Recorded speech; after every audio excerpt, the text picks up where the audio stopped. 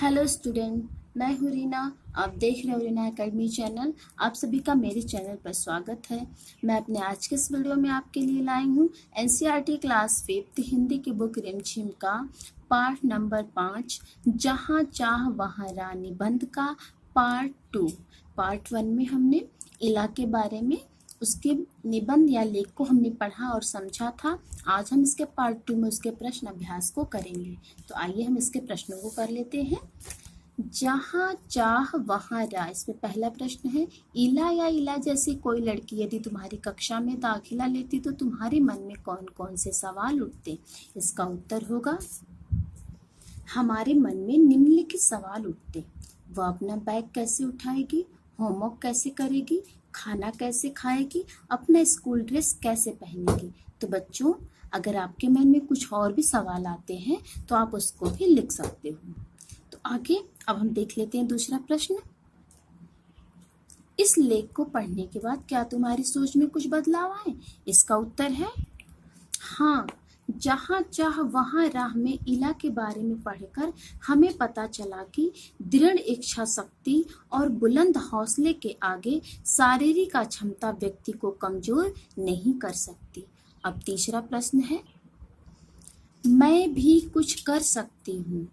यदि इला तुम्हारे विद्यालय में आए तो उसे किन किन कामों में परेशानी आएगी। इसका उत्तर है,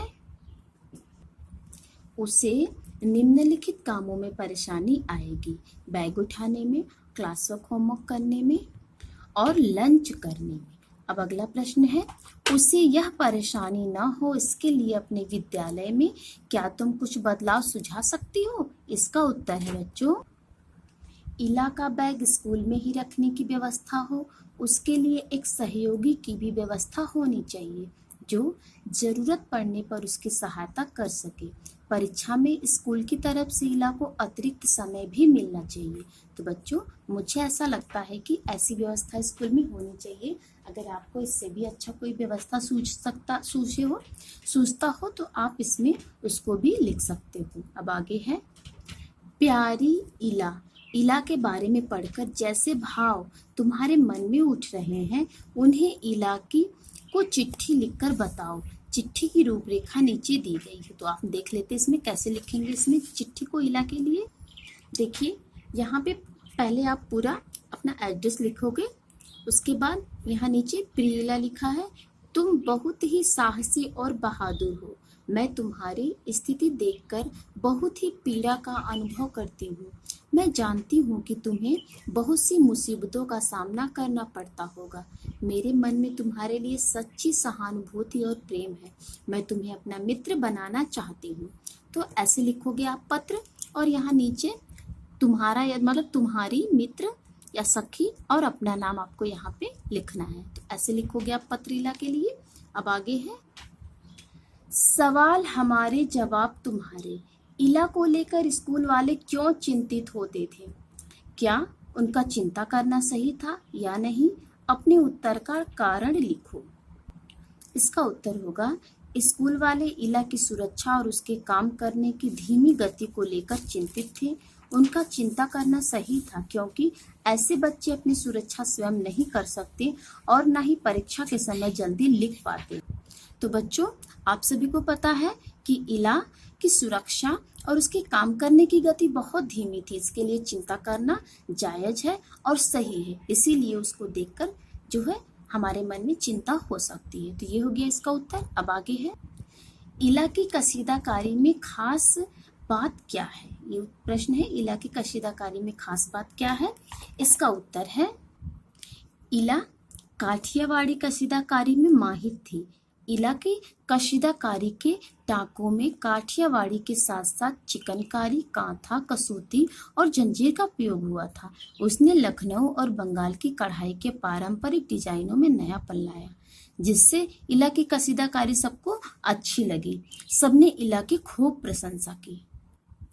अब बच्चों आगे है, सही के आगे सही का निशान लगाओ। इला 10वीं की परीक्षा पास नहीं कर सकी क्योंकि परीक्षा के लिए उसने अच्छी तैयारी नहीं की थी। ये गलत है, क्योंकि इला ने बहुत तैयारी की थी। वह परीक्षा पास करना नहीं चाहती थी। ये भी गलत है।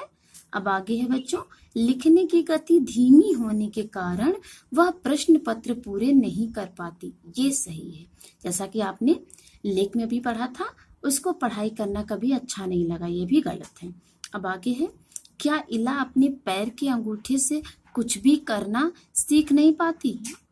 क्या इला अपने पैर के अंगूठे से कुछ भी करना सीख पाती अगर उसके आसपास के लोग उसके लिए सभी काम स्वयं कर देते और उसको कुछ करने का मौका नहीं देते? तो बच्चों, इला अपने पैर के अंगूठे से कुछ भी करना नहीं सीख पाती। इसका उत्तर होगा नहीं, क्योंकि अगर सभी लोग उसके आसपास जो लोग मौजूद रहते उसका सभी काम कर देते तो इला ये काम पैरों से करना नहीं सीख पाती। आगे है कसीदाकारी। इस पाठ में सिलाई कढ़ाई से संबंधित कई शब्द आए हैं, उनकी सूची बनाओ। अब देखो कि इस पाठ को पढ़कर तुमने कितने नए शब्द सीखे। इसका उत्तर है बच्चों, यानी इसमें आप क्या लिखोगे? टाँके, पिरोई, कशीदाकारी, पिरोने, उकेरना, चिकनकारी, कांथा, कसूती। तो ये सब जो शब्द है सब कढ़ाई से संबंधित है। अब आगे है, नीचे दी गई सूची में से किन्हीं दो से संबंधित शब्द, संज्ञा और क्रिया दोनों ही इकट्ठा करो। इसमें शब्द है फुटबॉल जो कि खेलना से संबंधित है, बुनाई यानी उनसे संबंधित है, बागवानी यानी पेड़ पौधों से संबंधित है, पतंगबाजी यानी जो पतंग उड़ाया जाता है। इसमें से हमको दो का लिखना है तो हम फुटबॉल और बागवानी का लिखेंगे।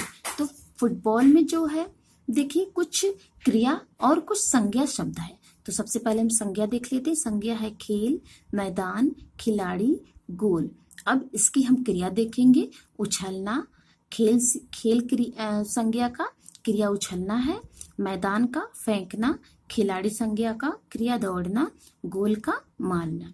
अब दूसरा हम देखेंगे बागवानी का। तो मिट्टी, खुरपी, बीज पानी, पौधा ये संज्ञा है। और अब हम इसकी क्रिया देखेंगे। तो मिट्टी की क्रिया जुताई, खुरपी की क्रिया निराई, बीज पानी की क्रिया बुआई, पौधा की जो क्रिया है वो कटाई है। तो बच्चों, हमारे ये प्रश्न अभ्यास भी हो गए। तो कैसी लगी आपको हमारी वीडियो? अगर अच्छी लगे तो प्लीज लाइक और सब्सक्राइब जरूर करिए। Okay, thank you.